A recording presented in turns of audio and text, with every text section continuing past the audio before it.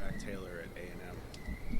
Well, I wasn't in the room with him. With It was great. It was great. So I was on scout team, and he was a scout team coach, and so that was when I transferred in. I was ineligible, but I liked Zac from the get. He always treated me well, just like he treats people now, and big part of the reason I wanted to be here.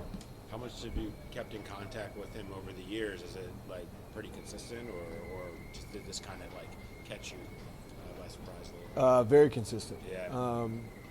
Now, is it every month? Is it every week? No, absolutely not. But when I wanted to get into the NFL, his father-in-law, Mike Sherman, actually recommended that I go to camps and get around those guys. And so that's what I did. When he was in Miami, I went down and he got me in the building and got me around Mark Duffner and those types of guys. And so that's really probably where things got tighter from a professional standpoint. Mike, you've been looking at NFL linebackers for a long time here at the Combine. Yes, sir.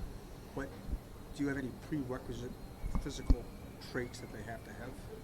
No, I think you got to take it case by case. I mean, you've got guys that are monsters like Demario Davis that are kind of unicorns, and then you've got guys like a couple years ago, Nakobe Dean, who did a lot of good things in Philly that are a little bit smaller, but everybody's got their niche, and I think you got to look at each guy in a certain whatever lens is best to maximize that player. And so obviously we've got our baseline, and we certain things that may be red flags, but I don't eliminate anybody because of length or height. We're going to look at the tape and see what that tells us. What traits do you like most in an off-ball linebacker? One more time? What traits do you like most in an off-ball linebacker? I think the big one there is going to be instincts, right? There's a lot of tangibles that we're going to lean on, and those we need to check those boxes, but there's a lot of intangibles that the great inside linebackers have that's where it's watching tape is difficult at times, because we're trying to pull that out of that and see who has those traits, because it's not always just jumps off of the screen, but oftentimes it does, and when it does, you've got something. And so instincts, intelligence, those things, those intangibles are going to be really important for an off-the-ball player. And then obviously we're going to lean heavy on the tangibles as well. How do you teach and improve tackling? Tackling? Yeah. Well, I think it's reps, right? It's specifics in how we're teaching it. I think what Al's done a great job of in our short time together is that we're going to coach things his way, our way is a better way to say it. We're going to put it together our way, but we're all going to teach it consistently. So it doesn't matter if it's Al, Jerry Montgomery, me, Sean Desai, whoever, going to coach a linebacker, we're all using the same language. And I think that consistency and intensity and how often we coach it is going to help us be better in that role. How much does it help you, given the fact that Al's former experience here was with the linebackers, and you kind of know going in what his expectations are with the personnel that's going to be here? Yeah, I think it's actually an interesting question, because it's two parts, right? Because I have what I think is the right way, and I've never worked for a guy who would say, "Hey, I'm a really good linebacker coach. I want things my way," and that's not what Al's saying. But it is intriguing to me, his experience with guys like Logan, and obviously what they've done here when they were playing at a really high level, just defensively as a group. I'm excited to lean on him for that and learn from a guy who's done it at a really high level. So I only see it as a positive, but it does shift my perspective a little bit, because I've been doing the same thing with a lot of the same guys, and we've had a lot of success in New Orleans. But hearing his way of doing things and adding that into my way is exciting, and I think it's only going to enhance the way I coach these guys. The Bengals over the years, they brought in a lot of Saints. I've heard a lot about them, like studying stuff the Saints were doing. Did you pick up on any of that crossover? Well, yeah. At one point, there were several DBs here that had just previously been in New Orleans, and there were a lot of conversations. There were conversations in our building that, Vaughn came over here, played really high at a high level. Eli's coach playing in the Super Bowl here. And it's like, I think it's just a testament of two organizations that think like-minded and know what good players are and try to get the best out of them on the field. So I only saw it as a positive. you learn from Demario Davis? What did I learn from Yeah, Demario? about being a leader and a football player. We don't have time for that. He is one of one, and I think it's important that we give the man his flowers. He's earned them. He's as much of a friend as he is a player coach. Relationship there. We were together for 7 years, and I've never seen somebody, player, coach, anybody, get up in front of a room. It could be a Tuesday afternoon, it could be a Sunday morning, and own the room like he does. So I think just like anybody that talks about leadership, his ability to connect with guys from all different walks of life is what's really important. And then he speaks from the heart, and it's genuine and it's consistent. And so those things pay a lot of dividends for guys that are looking up to him. When you looked at Wilson and kind of what he did well last year, what do you feel like he excelled, or what do you feel like he can do better moving forward this season? Well, I think one of the things that he does really well is the ball production. Just over his career, you felt that as you study linebackers across the league.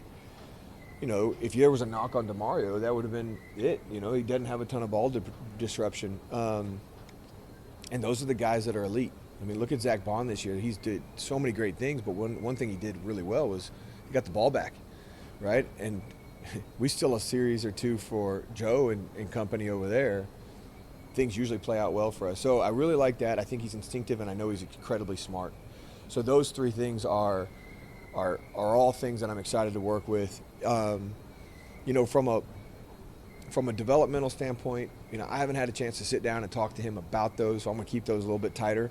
But everybody from Demario down to Logan down to whoever we draft, there's always areas for improvement, and we'll identify two or three of those a year. We'll hone in on them and make sure we fill those gaps in his game. Mike, what's your take on sitting down with Duke and those guys? Kind of a different look probably for you. Sure. What stands out after your discussion with the scouts? The way they do it here. Well, one, it's smaller, right? We had an army in New Orleans, and not that that's better or worse, but it's very different. How we do our formal testing, in those settings, it's a little bit different. So it's me making sure I'm getting out of these meetings and these tests what they need. But I think what's exciting is they want to be collaborative. Coaches have a huge say in what goes on personnel-wise here, and hearing from their experience and them allowing us to contribute to the decisions is something I'm really excited about as we try to rebuild this defense.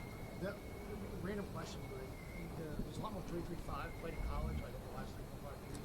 How has that affected the types of linebackers that come up now that formation's been so prevalent, especially in power four? Like, how has that affected the evaluations when you're going through watching tape as you get in the league?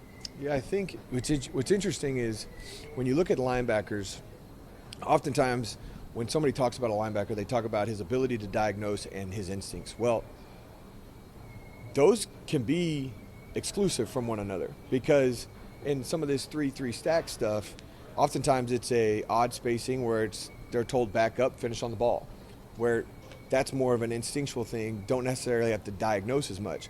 Where in an even front, there's a little bit more diagnosing, understand where your gap is, understanding how we're going to fit these things. And so, balancing that, it's a good question. Balancing that has been newer as the game has changed. But being able to figure out our guys able to have the instincts, which I think is more important because it's harder to teach, and then we can always teach them the key and diagnose. But it's definitely a factor as we try to figure out what these guys know and how they play best, with what's in front of them. So do you prioritize maybe more a prioritization for guys coming out of nickel schemes that play like nickel's base as opposed to coming out of stack? Absolutely not. No. It's find the best players. And that's what I told personnel guys when I first got here. It's like, I don't need the best outside linebacker or the best inside. I need the best player. And then it's on us to figure out how to use them the right way. So their scheme in college is not going to be a factor for us, different than maybe, an option quarterback, you know what I mean? Like, that obviously has a factor on those decisions. But for us, find the best guy.